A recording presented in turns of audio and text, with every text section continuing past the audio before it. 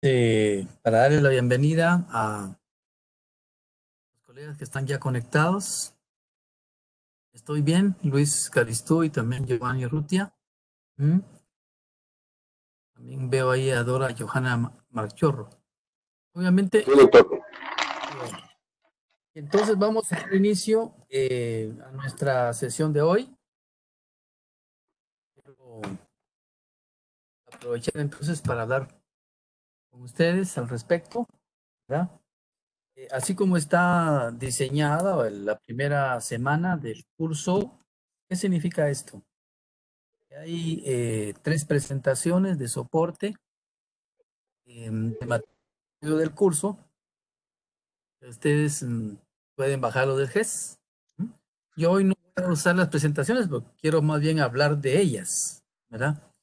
Quiero hablar del contenido de esas 3 presentaciones que están conectadas tanto a la tarea de la semana como al foro de la semana, ¿verdad? Y también al examen que van a tener. O sea, nosotros en esta modalidad de aprendizaje y compartimiento de conocimiento,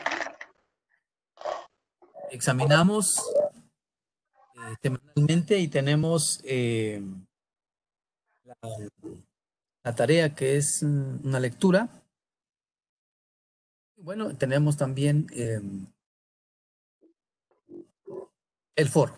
De manera que ya he visto que algunos pues ya han participado en el foro, me alegro muchísimo.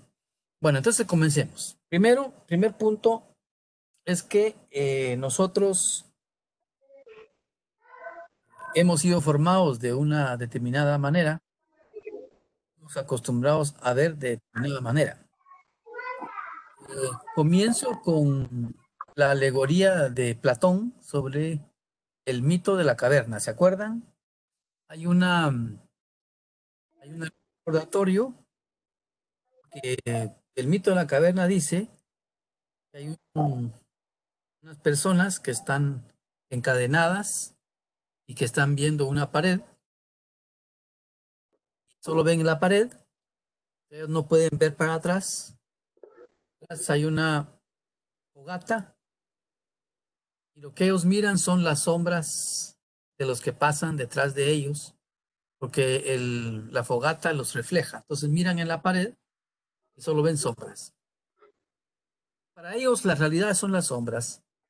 Para ellos el mundo es el mundo de las sombras. Para ellos lo que ven, según ellos, esa es la realidad. Y entonces ellos opinan de que la realidad que ellos ven, eso es.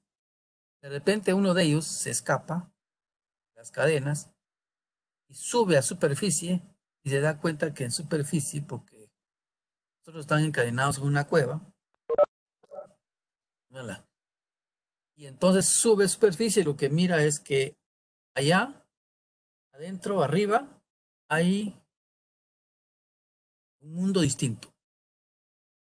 Ven desde la naturaleza, ven todo lo que nosotros miramos, y ellos se sorprenden. Entonces quiere decir que lo que mirábamos ahí abajo eran sombras, pero ahora vemos la realidad. Entonces, ¿qué es la realidad? Entonces él regresa y le va a contar a sus compañeros. Y el mito de la caverna, pues, termina con que se dice que lo declararon demente, lo declararon loco. Con esa expresión del mito de la caverna, lo que nos está diciendo Platón es un mito ya bastante de 23 siglos, pero sigue siendo vigente. Bienvenida, Viviana. También Buenas Astrid. tardes, doctor, mucho gusto. Muchas gracias. Entonces, lo que aquí queremos recordarles es que nosotros estamos acostumbrados a ver la realidad de determinada manera. Por ejemplo, generalmente no tomamos conciencia que nosotros apenas somos una parte dentro de un engranaje, apenas somos un componente dentro de una totalidad. Somos apenas un eslabón dentro de una cadena muy grande y que nosotros estamos conectados a una totalidad, a un entorno permanente, cambiante, y que cuando el entorno cambia, cambia nosotros, y cuando nosotros cambiamos, también cambiamos el entorno, porque todos estamos conectados.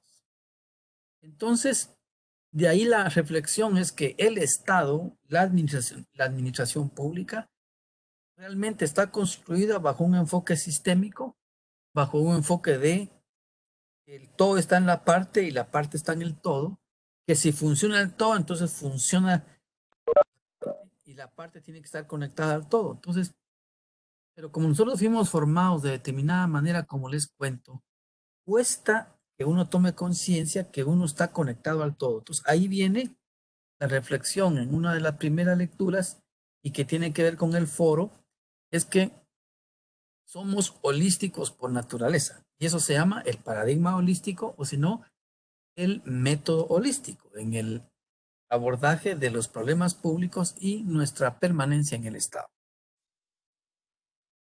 Cuando uno toma conciencia de que uno es holístico por naturaleza, entonces se da cuenta que no solo hay principios de la ciencia, como el principio de causalidad, causa-efecto, que ustedes y yo conocemos y ahí nos formamos, también el principio de determinación, o sea, A determina B, B determina C, ese es el principio también de causalidad, ya aplicado, era siempre una causa, siempre un efecto, pero en los últimos años la ciencia ha incursionado a demostrar que hay otros principios tan importantes como los anteriores.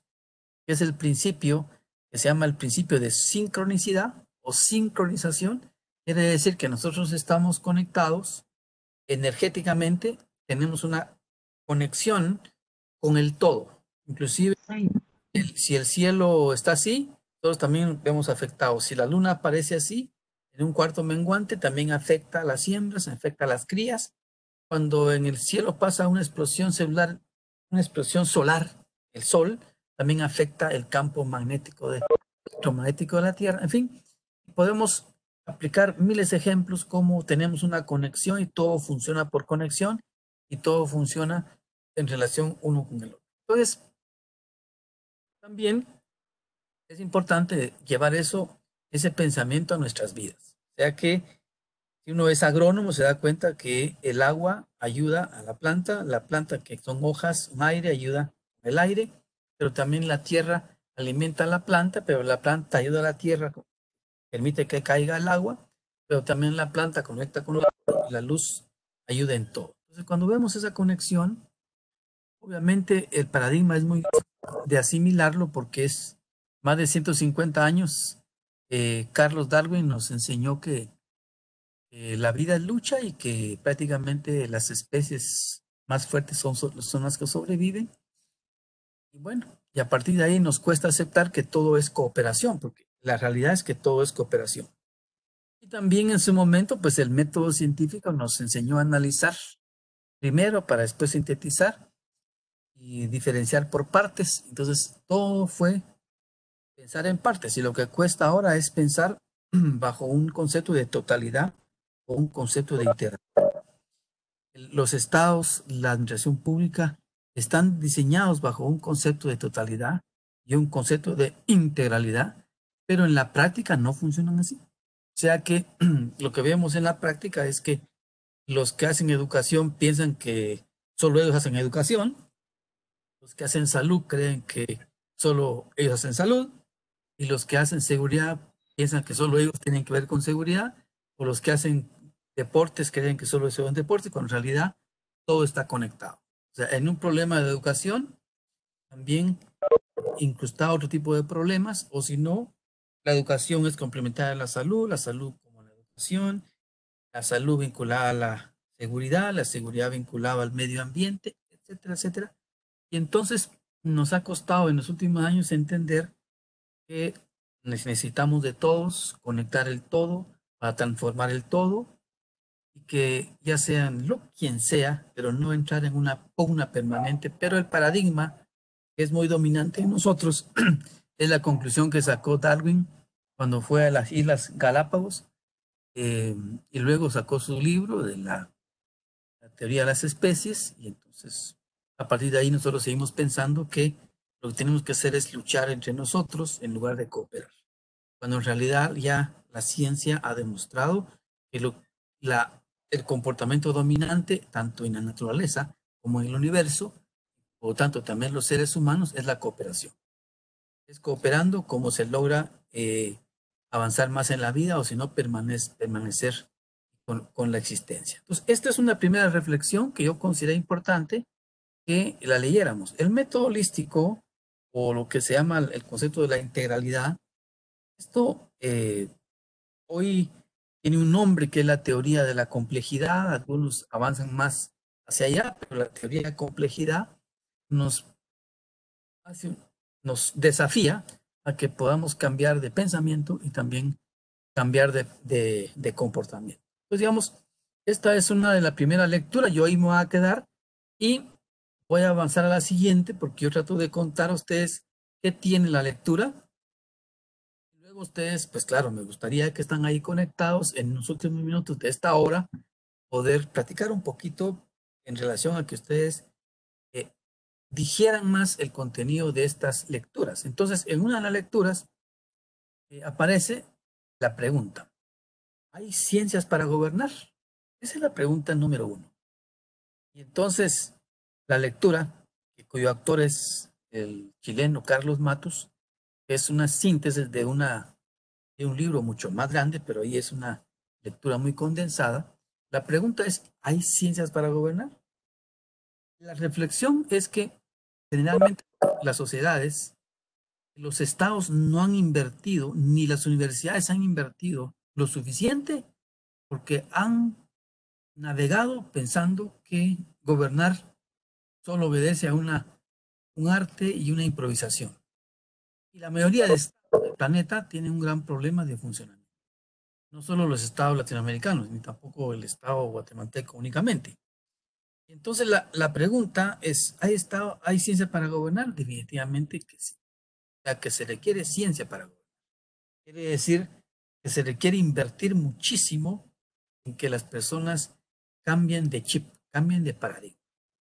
Entonces las universidades también están demasiado ancladas a una visión muy simplista del método científico, o si no, muy reduccionista del método científico, en el sentido de que, a excepción de los que están aquí escuchándome, no conozco a todos, pero cuando Luis Garistú se presenta como comunicador, pues la comunicación es una disciplina transversal a todas las disciplinas y a todas las profesiones. Eso es horizontal, eso es bueno porque ¿quién no necesita de comunicarse bien? La comunicación no es todo, pero está en todo. Prácticamente lo que estamos ahorita viendo es que las universidades nos han formado solamente a través de una disciplina. Uno llega al sector público, buen abogado, pero a la hora no entiende cómo operan los políticos. A uno lo forman como un buen médico y para operar un paciente o ver una enfermedad. Cuando llega al sector público se da cuenta que eso es complejo. Está el sistema de salud. Como es complejo, pues ahora, ¿cómo hacemos para resolver los problemas complejos? Ahí están las preguntas. Pero igual nos ponen a ver el tema de seguridad, problemas de seguridad, y nos encontramos con que hay dificultades de abordar los problemas sociales. Entonces, a partir de ahí, la lectura dice, entonces, que un problema de salud igual es un problema económico, igual es un problema político. Lo político está en todo. Es un problema cultural, o sea, antropológico. Es un problema de organización. Un Estado que no se organiza bien, ¿qué capacidad tiene de resolver problemas específicos de la población? También es un problema ambiental, lo ambiental vinculado a la salud, o es un problema de vinculación, la seguridad con la salud, la economía, etcétera, la educación con la salud, la cultura, los deportes con la salud. Entonces, lo que está diciendo el autor es que necesitamos cambiar de chip en el sector público.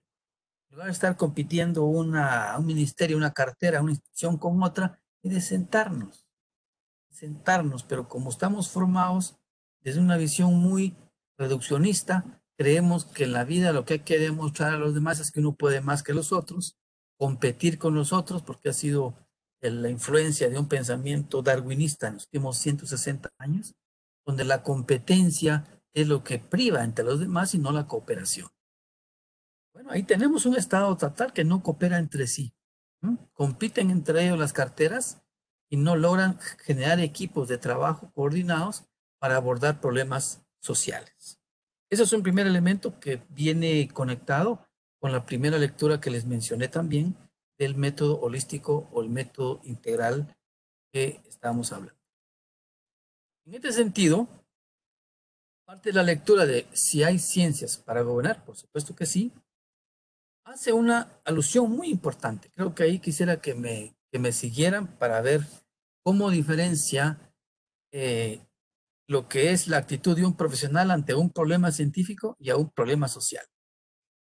Generalmente nosotros nos formamos y los que ya tenemos una licenciatura, ya tenemos una maestría, porque este es un doctorado, nos pusieron a hacer una tesis, o si no, ya sacamos 2 tesis. Depende del tipo de maestría que hayamos hecho. Es una maestría en ciencias, generalmente obligan a hacer una tesis. Pero si es una maestría profesionalizante, no necesariamente es una tesis. Pero generalmente sabemos que para graduarse hay que hacer una tesis. Entonces a nosotros nos enseñaron a pensar siempre en hipótesis, generalmente hipótesis, o tener una variable, tener el principio de causalidad para ver si hay objetividad con lo que hacemos, hacer variables independientes y dependientes, en fin, queremos ir a una observación y de ahí queremos sacar una conclusión. Bueno, esto es el método científico. Lo que pasa es que los problemas sociales no son problemas científicos. Nos han formado nosotros en las universidades para poder ver problemas científicos, poder contribuir a la solución a través del método científico.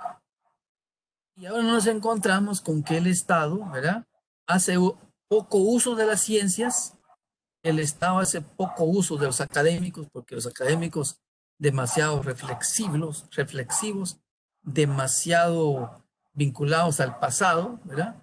Mientras que la mujer y el hombre de acción, en este caso les hablo del político, como un hombre de acción y una mujer de acción que quiere resolver un problema, porque fue electo por una población y la población le pide, resuelva el problema del agua.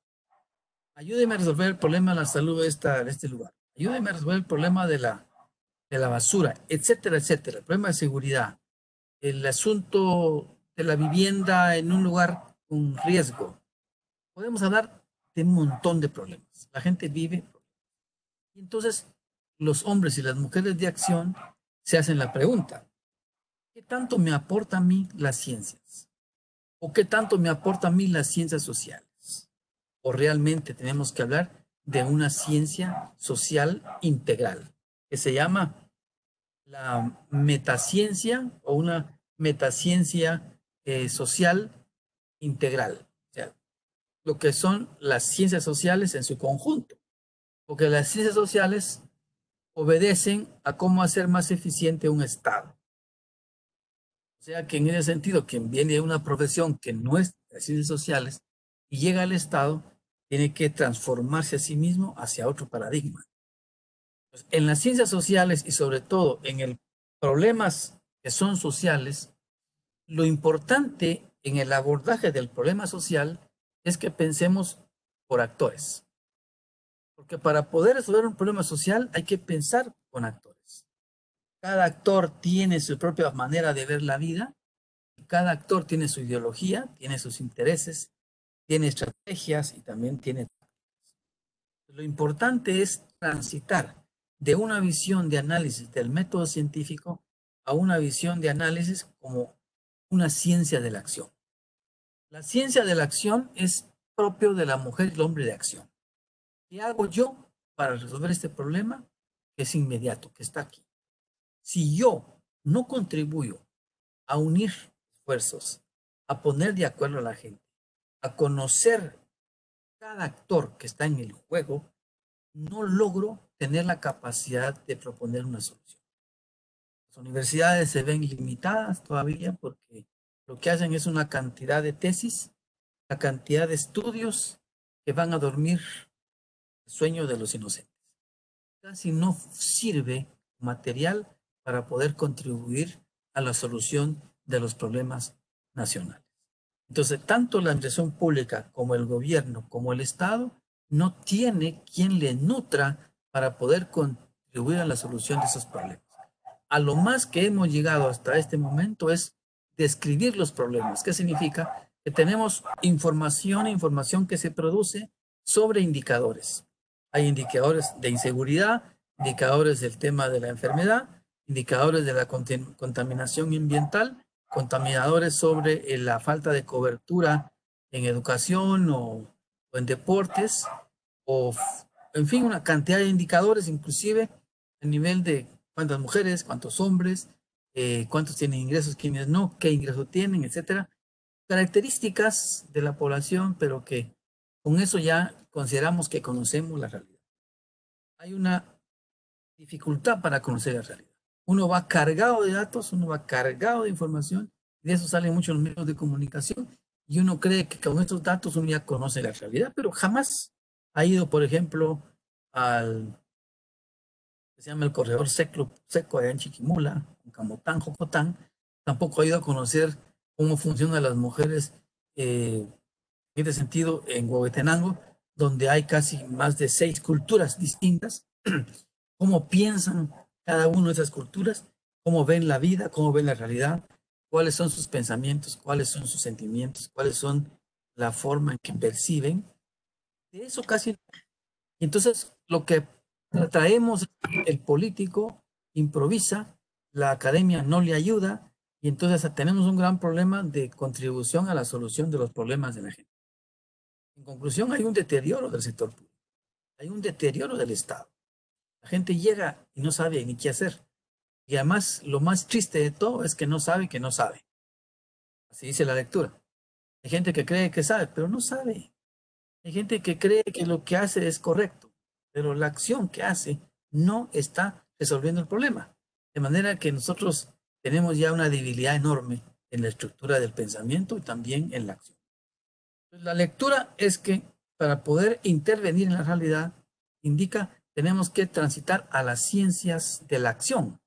La ciencia de la acción, como decía, es no estar buscando el criterio de verdad ni de falsedad, qué es verdad, qué es mentira, sino que simplemente lo que es un problema para un actor puede ser una amenaza para el siguiente actor o puede ser una oportunidad para el otro actor. ¿Qué significa? De que hay intereses diversos y uno tiene que entrar con una concepción de actores, estudiar actores. La mayoría de propuestas que hacemos en las tesis no estudian actores. No existen gente que diga, ¿verdad? Si Luis Garistú escribe, ¿verdad? O dice, pues él lo dice. Él es el que está escribiendo. Hay que mencionar al actor, ¿no? No necesariamente porque Luis lo dice, todo el mundo dice, eso es. Pero entonces tenemos que entrar a la visión de actores. Eso creo que es importante en un doctorado. Un doctorado que pudiéramos avanzar y transitar, no creer porque ya hice una buena propuesta, eso es. Puede ser que una buena propuesta suyo, otro actor, otro grupo la descalifique de una vez, diga que no, otros lo ven como viable, otros no, en fin, es transitar y eso lo dice la lectura que se llama hay ciencias para gobernar. Eso es interesante, cómo hay una diferencia entre las ciencias sociales y las ciencias duras o las ciencias exactas, así le llaman, o algunos llaman ciencias naturales dentro de ciencias exactas. Y es que la diferencia es que las ciencias en general están como construidas bajo ese principio de causalidad, donde generalmente andamos buscando las explicaciones causales. ¿Qué es lo que causa algo? Y a partir de ahí queremos contribuir la solución. Pero las ciencias sociales van más allá de la causalidad. Toman en cuenta la causalidad, pero también toman en cuenta las motivaciones de los actores. O sea, la motivación del actor. Para poder contribuir a la solución de un problema social, es importante transitar a conocer las causas motivacionales. ¿Qué es lo que motiva al actor? Puede ser que un actor, usted le puede dar una propuesta de mejora económica o desarrollo económico a su comunidad, pero si usted no logra entrar correctamente con ellos, ellos le pueden simplemente decir no o inclusive oponerse totalmente a un buen proyecto que puede ser del bien común. un beneficio a la comunidad. ¿Por qué? Porque no tomamos variables culturales, tomamos variables políticas o variables sociales o sociológicas, antropológicas. Entonces quiere decir la invitación de muchos de ustedes que me imagino vienen de las ciencias sociales y de repente algunos vienen de otras profesiones y de repente algunos vienen estudiando maestrías solo dentro de su área profesional y fueron como verticalmente subiendo a una maestría más especializada dentro de su área y ahora se encuentran entre un doctorado de administración pública de alta dirección política. Y a partir de ahí, pues, obviamente, pues, estos programas de doctorado, pues, tienen diversos profesores y lo que les invitan es a lo siguiente, que se empapen de todas las disciplinas posibles. ¿Verdad? ¿El problema de salud es un problema comunicacional? Por supuesto que sí. ¿El problema de seguridad es un problema comunicacional? Por supuesto que sí. O sea, la comunicación, las competencias lingüísticas, las competencias comunicacionales son necesarias para todas las profesiones. No es para que nosotros nos sintamos insatisfechos porque debemos conocer de todo un poco y como dice el dicho, de poeta, músico y loco, todos tenemos un poco. No nos quedemos como temerosos, simplemente valoremos. Valoremos que yo como abogado tengo, obviamente, la visión de abogado. Y hay un problema jurídico en la salud, por supuesto. Hay un problema jurídico en la seguridad también. O sea, las leyes, las normas, las revisando permanentemente. Sí, por supuesto que es un problema legal, pero es un problema político, administrativo, eh, filosófico, antropológico, ambiental, etcétera. Entonces, cuando uno empieza a ver esa visión más integral, es lo más rico de estudiar doctorados como la administración pública, a los cuales estamos en este momento, pues, eh, tengo entendido, pues, iniciando el doctorado como una experiencia de autoconocimiento de nosotros y también del conocimiento de afuera. Paso a la siguiente lectura, porque yo voy a comentar otros 10 minutos. Después quiero que ustedes me provoquen a un tipo de inquietud. Como se dan cuenta, no estoy usando las presentaciones PowerPoint que ustedes la tienen ahí en el GES como material de apoyo. Las pueden leer, por supuesto, es un insumo para ustedes conectados a las lecturas de esta semana. Y paso a la siguiente, que es el tema de la historia de la administración pública, en este caso Guatemala. ¿Por qué yo considero importante que en esta primera unidad eh, leyeran más sobre la historia? Bueno, hay una lectura que elaboré, hice varias consultas, algunas bibliografías, pero escribí un documento. Como ustedes se dan cuenta, el trabajo que se hace en un programa así como este que es online o virtual, ustedes se dan cuenta que ustedes están ahí, cada quien está en su mundo, en su lugar, físicamente hablando. Quien no está hoy en la conferencia, pues la puede bajar, ¿va? La puede escuchar después. Pero ven que hay ahí tutores pendientes de nosotros. Los tutores son personas que tienen una habilidad muy avanzada sobre el uso de la tecnología. Bueno, la tecnología es lo que nos permite estar donde quiera que estemos, pero estamos comunicándonos. La tecnología significa rapidez. Esto es, el mundo cambió, ya es diferente el mundo, ¿no? Esto ya es una realidad, está aquí. Siglo XXI ya vamos, faltan unos 80 años para terminar el siglo XXI. Eso significa que una humanidad conectándose planetariamente, ¿no? O sea, la autoformación de estos programas, esto ya no es el profesor por ahí monitoreando y insistiendo presencialmente, sino que cada uno de ustedes, Viviana, Luis, Astrid, Giovanni o Liliana, hicieron un pacto con ustedes mismos. Y el pacto es su formación y es su autoformación. Es ampliar su capital intelectual y al mismo tiempo irse perfeccionando en su quehacer profesional, pero es una decisión que ustedes toman. Ya es ustedes frente a frente a un desarrollo. Alguien pensaría por ahí que los programas virtuales requieren menos esfuerzo, no es cierto. O sea, se requiere una autodisciplina, se requiere un trabajo propio al ritmo de cada uno en su tiempo disponible, ¿verdad? Eso porque algunos creen que el programa virtual baja de calidad, no es cierto. Ustedes, si ahorita de repente estaríamos aún yendo a una universidad con un tráfico tremendo y a veces no podemos ni pasar, llegando estresados, y ustedes saben que cuando uno está estresado, pues capta menos. La vida así es. Tiene que haber un relajamiento en uno para captar más. O sea, de manera que esta tecnología nos ayuda muchísimo. Si yo hablé con un amigo ayer, me dijo, mira, él es español y ahora está aquí dando un curso. Me dice, la semana pasada yo estaba dando clases en un grupo de México, otro grupo de Arabia Saudita, otro grupo de Colombia y una clase de la gente de Guatemala. Bueno, el punto de la historia, vamos a ver. Son las 6:30, 6:31. Me voy a dar 10 minutos, espero que sean 10 minutos. Quien no conoce la historia, dice, está condenado a repetir los mismos errores. Quien no conoce el pasado, dice, no logra comprender el presente. Es más, dice, que si no conocemos el pasado, no podemos entender la estructura del presente y tampoco la estructura del pasado, del futuro. ¿Por qué estudiar la historia de la administración pública y del Estado? Lo voy a poner así en términos más personales, no verlo hacia afuera, verlo mejor hacia adentro de nosotros. ¿Verdad? Uno cree que el pasado es pasado. ¿Mm? Cree que el pasado ya no tiene nada que ver con uno. No es cierto. El pasado camina con uno. Uno lleva el pasado en el presente.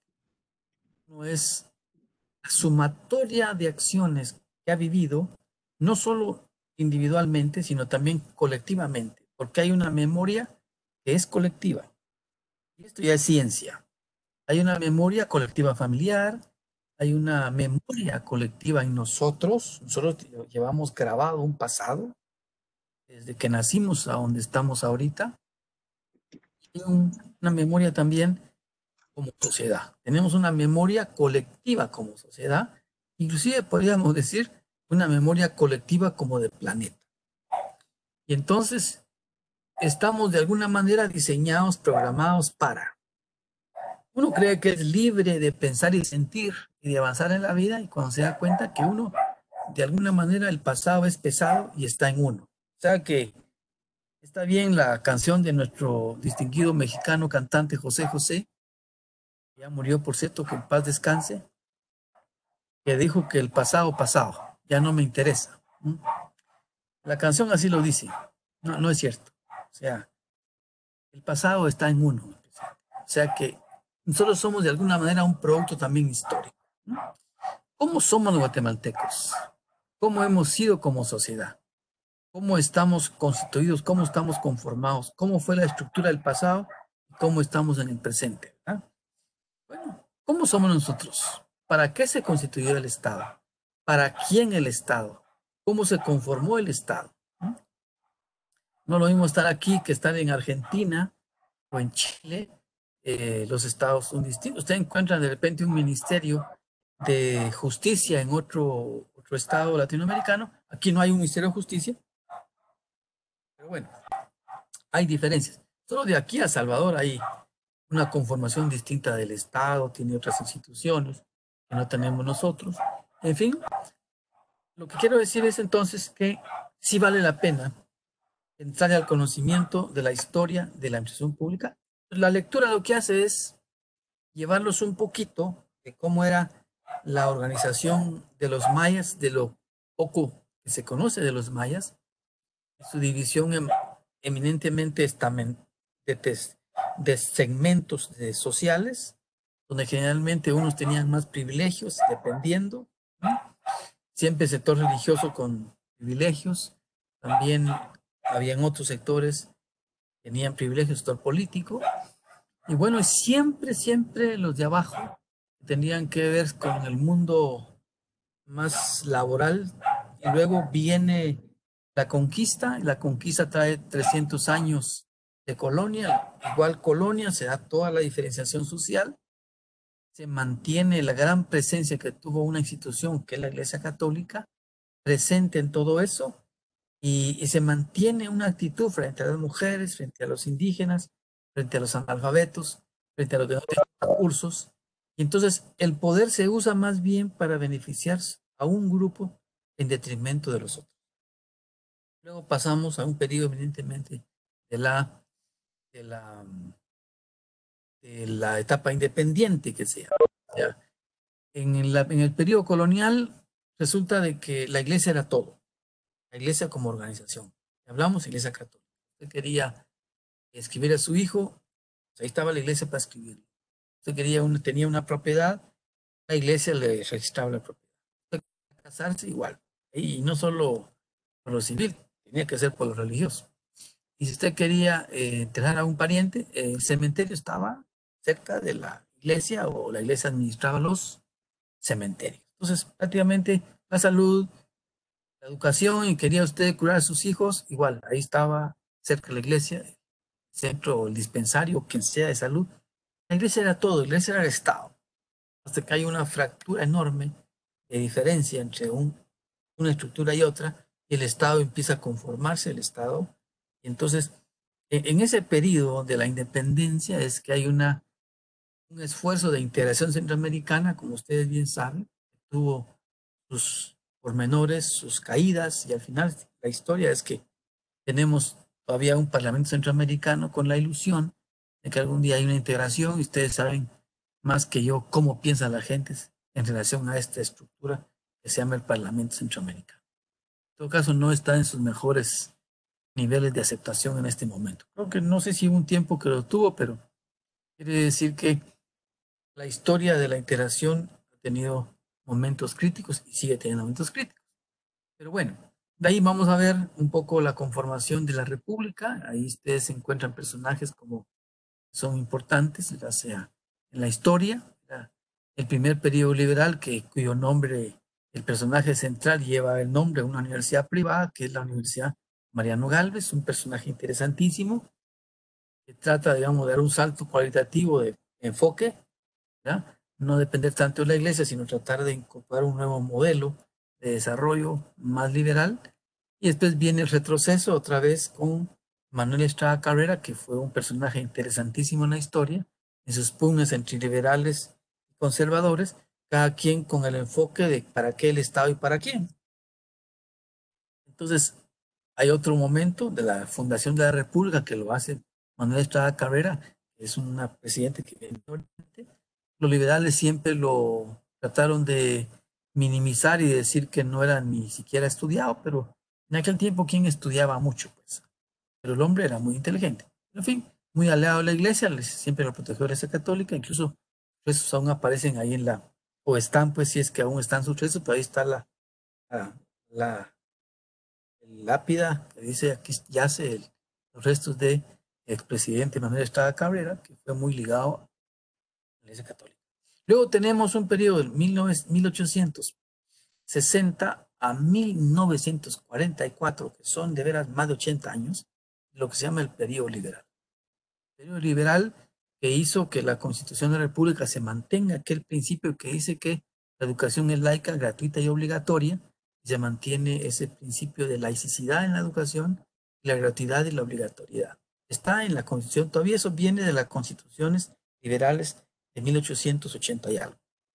Los personajes interesantes en la historia, los vemos ahí en la lectura, no solamente es Miguel García Granados, no solo es Justo Trevino Barrios, Varías, ¿no?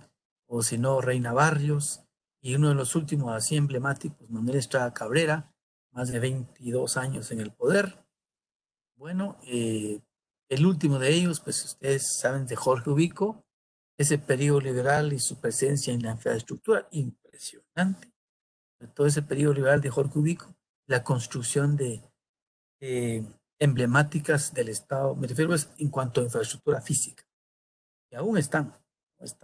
Está Correos, está ahí la Sexta Avenida, lo que antes era la policía, ahora es el Ministerio de Gobernación, está el Palacio Nacional de la Cultura, en fin, hay otras construcciones interesantes en su momento, y bueno, el momento, digamos, del momento democrático, pero lo que es continuidad por muchísimas décadas, y si sigue reproduciendo, y pasan 200 años, o bien, claro, digamos, de más de 100 años, donde la Constitución decía que quienes eran ciudadanos que tenían derechos, pues obviamente tenían que ser hombres, tenían que ser alfabetos y tenían que tener un tipo de propiedad, si no, no tenían ningún derecho ciudadano.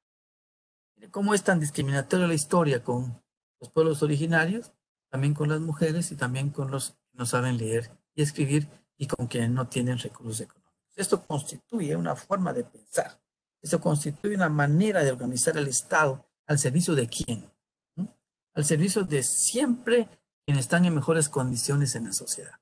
O sea que es tremendamente peligroso si esto continúa con esa lógica y generando más brechas entre riqueza y pobreza, entre ignorancia y sabiduría, o entre salud y enfermedad, o entre inseguridad y seguridad, digamos. Verlo así en términos más de necesidades puntuales de la población. Entonces, ahí se hace una descripción de los gobiernos militares, el periodo democrático en Guatemala, el modelo democrático de desarrollo y el modelo autoritario de desarrollo.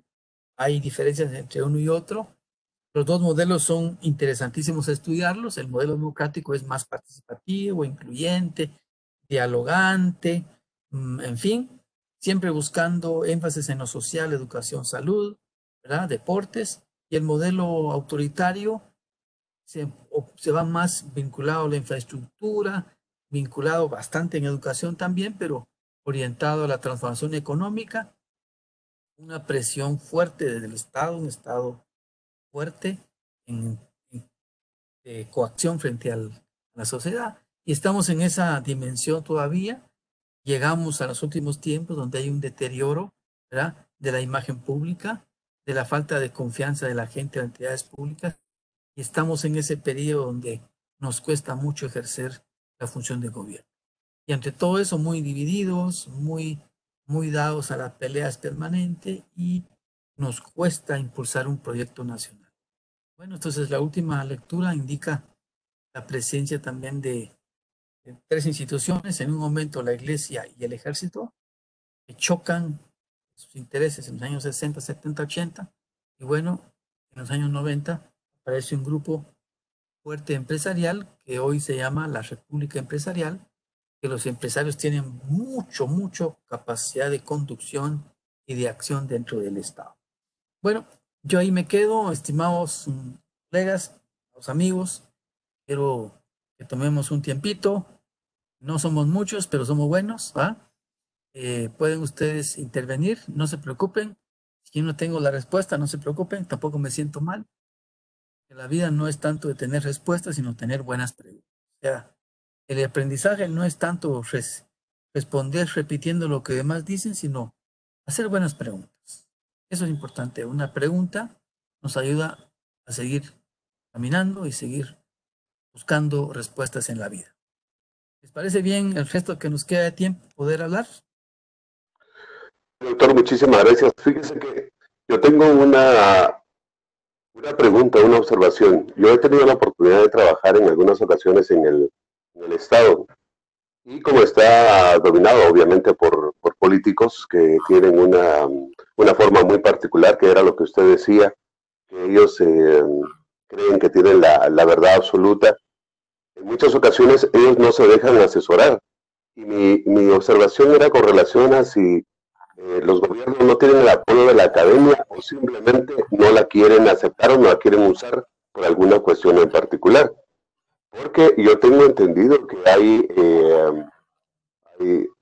hay tesis que podrían ayudarles a ellos a darles un norte sobre determinado problema. Sin embargo, son ellos los que no lo utilizan.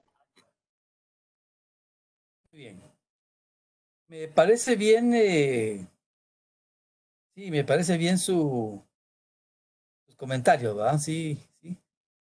Me parece que Luis también es artista, ¿verdad? Luis Garistú. Así es, doctor, tengo 36 años de hacer teatro, escribir teatro, novela y televisión, cine, y, y un poquito de todo. También parece que una de sus hermanas vive en El Progreso, no sé, estoy bien. Es correcto, doctor. Sí, sí, sí. Originarios de Cobán o Alta Verapaz o de las Verapaces, una parte de la familia, ¿cierto?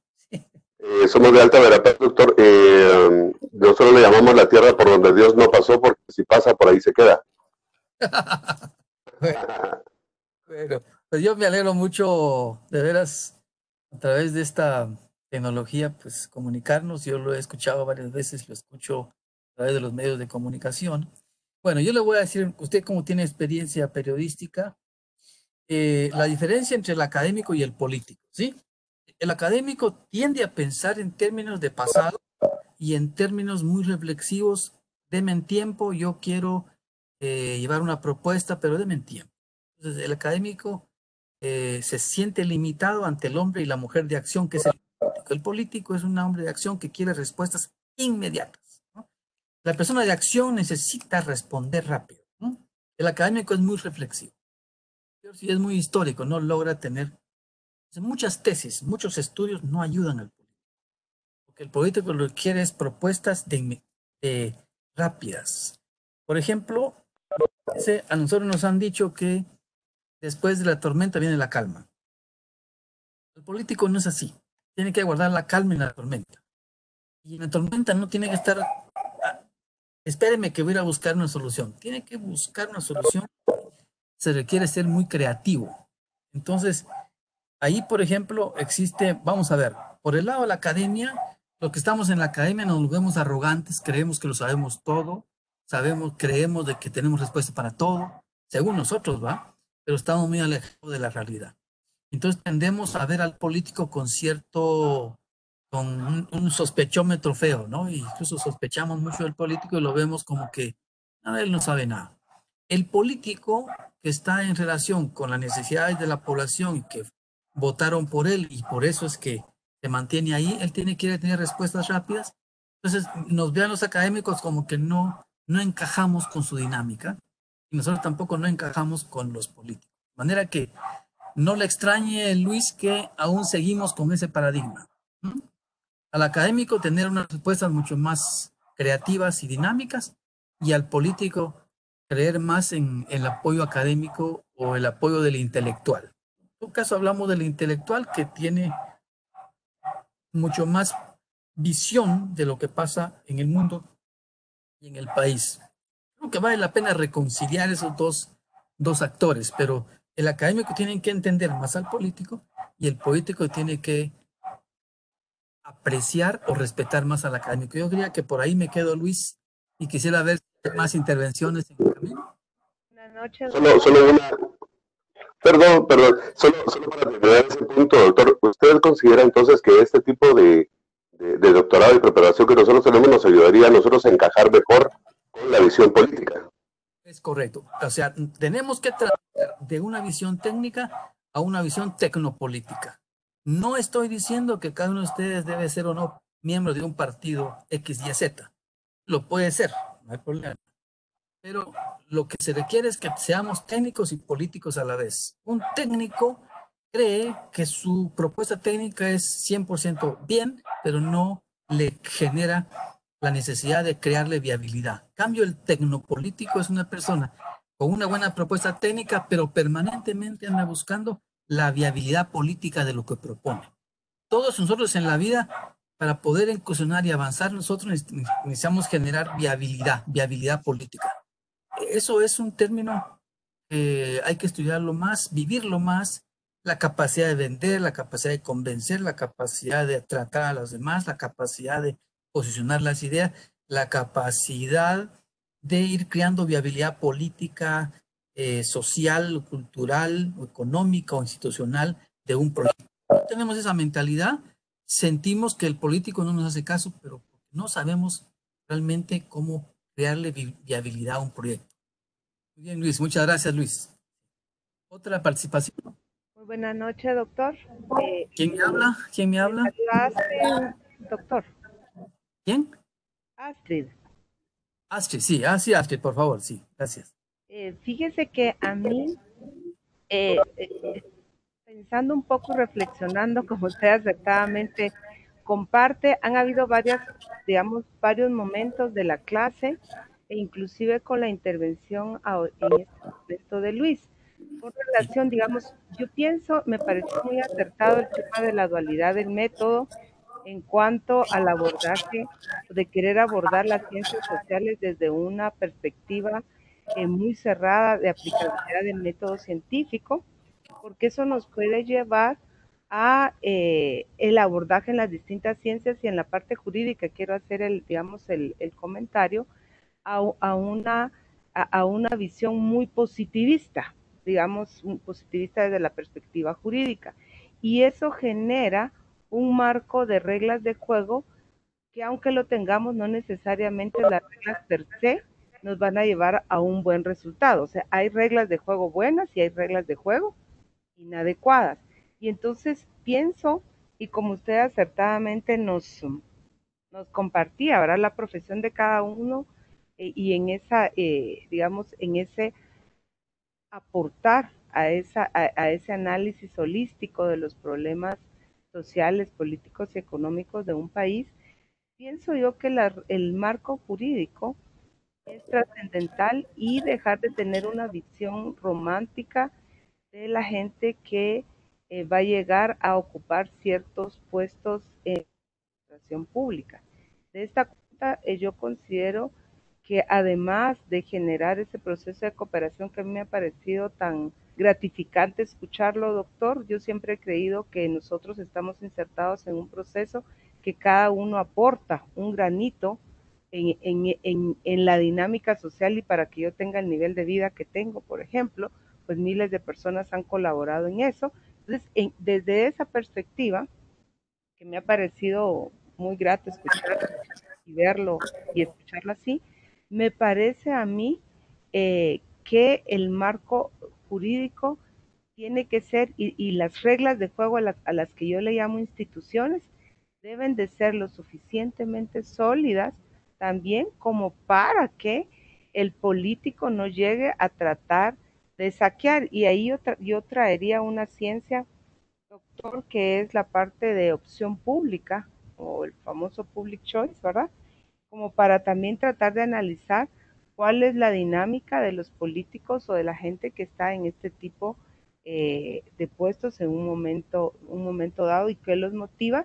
Y de ahí yo creo que podemos interiorizar de mejor manera la importancia de fortalecer la parte institucional, además definitivamente de buscar esas personas líderes, porque una persona buena, académicamente, con una buena intención moralmente, con un buen conocimiento del entorno, pero si las reglas de juego son proclives a la corrupción, definitivamente vamos a terminar en un ambiente corrupto. Y como diría Einstein, queremos resultados distintos y seguimos en el mismo carrito, ¿verdad? Entonces yo no puedo, con conductores distintos, pensando que al cambiar el conductor yo voy a obtener resultados distintos, si el carrito sigue siendo, por ejemplo, el mismo. Entonces eso me ha parecido importante, doctor, de toda de la clase, y que me ha parecido muy, la verdad, muy agradable escucharlo, muy enriquecedor, incluyendo lo que usted comentaba. Y esto es lo último para dejar un poquito el chance, que yo estoy convencida que el diseño de proyectos sociales debe ser visto desde una perspectiva y desde un abordaje participativo. Debemos de dejar de creernos que somos los que conocemos, y desde ahí que tenemos las necesidades de la población, e imponer, porque lo que ha pasado es que hemos tenido años de proyectos y proyectos estériles. ¿Por qué? Porque hemos partido de creernos superiores a los otros, ¿verdad? De creer que sabemos todo y que el otro no sabe nada, cuando realmente no conocemos la realidad, el contexto, y realmente qué es lo que cada comunidad, cada grupo necesita y considera prioritario. Creo que y digo digamos, por esa memoria colectiva que usted habla, actuado en muchas ocasiones de manera arrogante cuando hemos trabajado, diseñado proyectos en el área social. Entonces me parece de veras muy enriquecedor, muy sabroso escucharlo. y pues una interesante y enriquecedora reflexión. Yo no tengo más que agregar a la maestra Astrid, perdón, y tanto a Luis, muy buenas intervenciones. Yo de veras, de una vez les voy a dar un vaticinio mío, ¿verdad? De que es un buen grupo que está en el doctorado, ¿verdad? Y obviamente quiere decir que hay esperanza. ¿Alguien más por ahí tiene algo que decir antes de que terminemos? Porque creo que ya nos van a... Doctor, buenas noches. Sí. ¿Quién me habla? Giovanni Giovanni. Urrutia. Sí, muchas gracias, Giovanni. Sí.